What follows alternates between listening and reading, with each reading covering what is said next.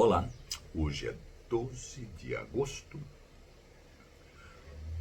uma quarta-feira do ano à beira do abismo de 2020 e continuamos com nosso projeto poético Só a Poesia nos Salvará.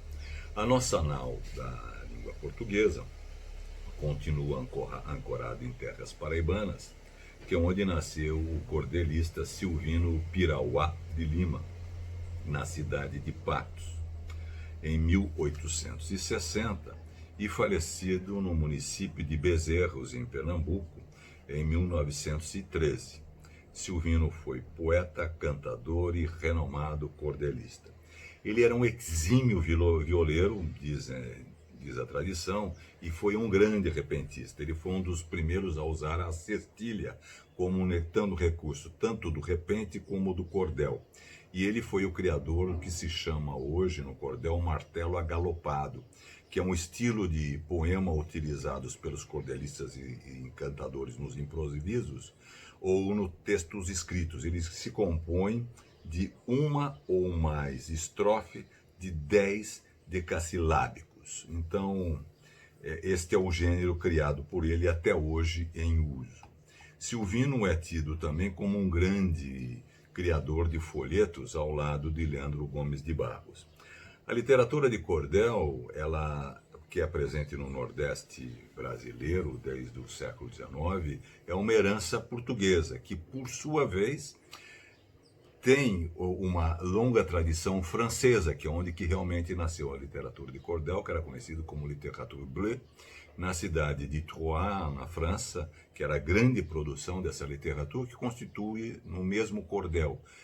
Na verdade, a literature bleue era o resumo, em poucas páginas, dos grandes romances de sucesso que estavam sendo lançados logo no início da utilização das primeiras editoras, logo após a descoberta da prensa de Gutenberg, né?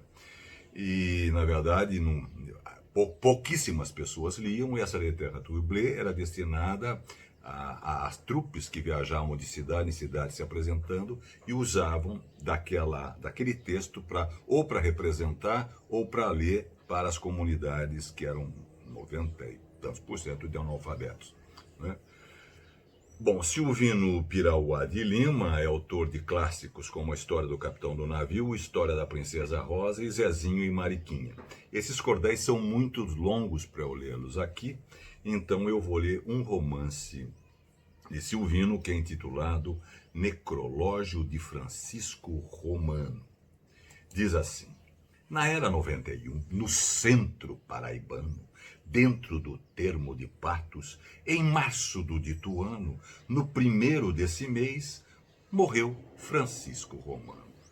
Ele, antes de morrer, tinha em casa destinado de ir buscar uma imagem com quem tinha se pegado. Mas, antes dessa viagem, primeiro foi ao roçado, pegou o chapéu, saiu com a faca na mão e uma foice no ombro, foi tapar um boqueirão, embora fosse domingo, não havia precisão. Justamente foi o tempo de a hora lhe ser chegada. Romano, dentro da roça, morreu de morte apressada.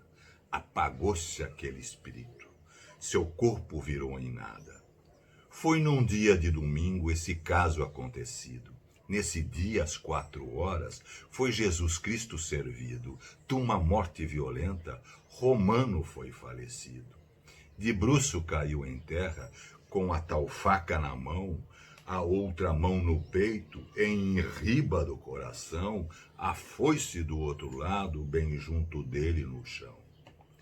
Nesse entre, um filho dele, tendo de ir ao roçado para dar água a uns animal, por seu mano ter mandado, chegou, foi vendo o cadáver no chão, morto, estrupiado.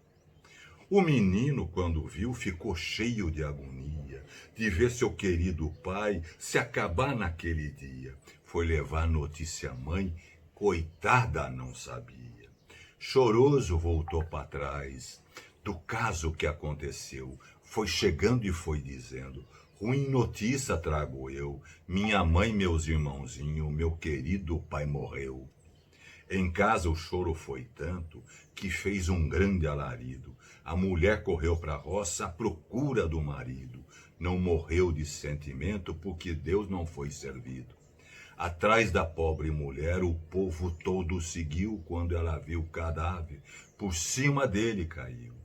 A prece que fez ao céu, parece que Deus ouviu. Voltaram triste para casa, o choro ninguém continha.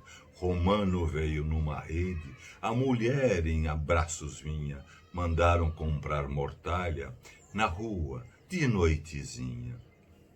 Eu senti a morte dele, que ninguém não esperava. Quando me veio a notícia que Romano morto estava, logo me veio a lembrança, o tempo em que nós cantava.